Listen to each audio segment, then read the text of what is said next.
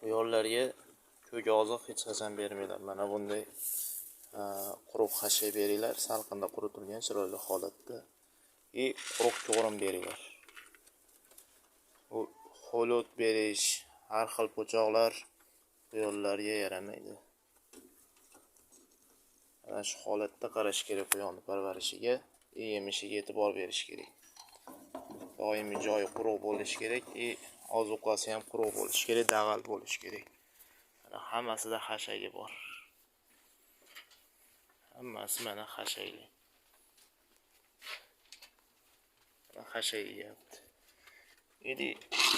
Mana bunday quruq yem berish kerak. Mana ko'rim, maxsus ko'rim quyonlar uchun. Shunaqa ozuqa berish kerak quyonlarga.